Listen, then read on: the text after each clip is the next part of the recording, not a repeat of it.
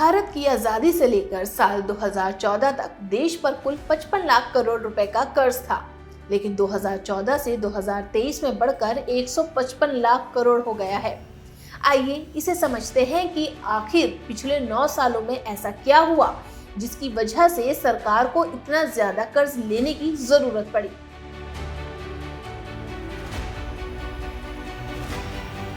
सबसे पहले ये जानते हैं कि दुनिया में सबसे ज्यादा कर्ज लेने वाले देश कौन से हैं। दुनिया में सबसे ज्यादा कर्ज जापान पर है, दूसरे नंबर पर सूडान और तीसरे नंबर पर ग्रीस है। असल में कर्ज लेने के पीछे सरकारों का मकसद देश की इकोनॉमी को बूस्ट करना है, हालांकि कर्ज लेकर ग्रो करना जरूरी नहीं। हांगकांग जैसे कई देशों पर जीडीपी अनुपात के मुकाबले कर्ज सबसे कम है, लेकिन जीडीपी के मुकाबले भारत पर 90.6% कर्ज है और 133.3% के साथ अमेरिका भी कर्ज लेने के मामले में भारत से आगे है।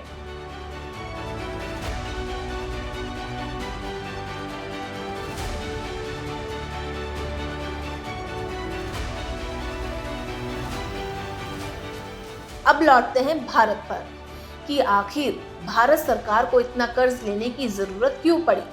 पिछले 9 सालों में मोदी सरकार ने 100 लाख करोड़ रुपए से ज्यादा कर्ज लिया है। इस हिसाब से देखें तो पिछले 9 साल में देश पर 181% कर्ज बढ़ा है। इतना ही नहीं, अनुमान लगाया गया है कि अगले साल तक ये कर्ज बढ़कर 172 लाख करोड़ रुपए तक पहुंच सकता है। हमारी जनसंख्या के हिसाब से देखें तो इस समय हर भारतीय पर औसतन 1 लाख रुपए से ज्यादा कर्ज है। असल में जब सरकार के खर्च उसकी कमाई से ज्यादा होते हैं, तब अपने खर्चों को पूरा करने के लिए सरकार को लोन लेना पड़ता है। इसके लिए सरकार 2 तरह से लोन लेती है। पहला इंटरनल लोन है, जो देश के अंदर आरबीआई और फाइनेंशियल इंस्टीट्यूट से लिया जाता है, और दूसरा एक्सटर्नल लोन, जो दूसरे देशों IMF और वर्ल्ड बैंक जैसी संस्थाओं से लिया जाता है।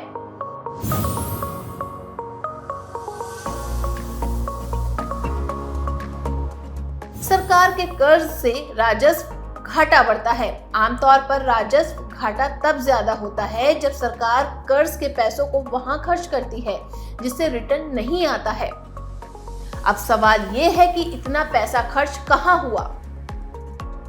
आमतौर पर सरकार अपना पैसा शिक्षा, हेल्थ, इंफ्रास्ट्रक्चर और डेवलपमेंट पर खर्च करती है। इसके अलावा सरकार का कहना है कि 80 करोड़ लोगों को हर महीने मुफ्त अनाज दिया गया है। लगभग 10 करोड़ महिलाओं को मुफ्त गैस सिलेंडर और किसानों को सालाना 6,000 रुपए दिए गए हैं। पीएम आवास योजना के तहत 2 करोड़ लोगों को आर्थिक सहायता भी दी गई है। देश पर कर्ज और महंगाई का क्या कनेक्शन है? असल में देश पर कर्ज बढ़ने का महंगाई से कोई सीधा संबंध तो नहीं है, लेकिन कर्ज के पैसों का गलत इस्तेमाल होगा तो महंगाई बढ़ भी सकती है। जैसे कर्ज लेकर पैसा आम लोगों में बांट दिया जाए तो डिमांड बढ़ेगी, लेकिन मांग बढ़ने के बाद अगर किसी कारण से सप्लाई नहीं बढ़ी तो चीजों की कीमत बढ़ जाएगी और महंगाई बढ़ेगी। चाहे केंद्र हो या राज्य सरकार, अगर इनका कर्ज एक लिमिट से ज्यादा होता है तो सरकारों की रेटिंग कम हो जाती है।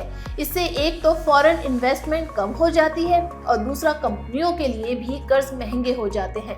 द रेवोल्यूशन देशभक्त हिंदुस्तानी सिर्फ यही कहना चाहता है कि देश में इंफ्रास्ट्रक्चर, इंडस्ट्रियल ग्रोथ और रोजगार बढ़ाया जाए।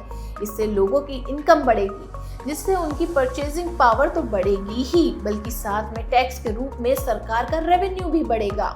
क्योंकि जब तक देश में गरीबी और आर्थिक असमानता रहेगी, तब तक लोगों को सरकार पर निर्भर रहना पड़ेगा और सरकार को कर्ज पर।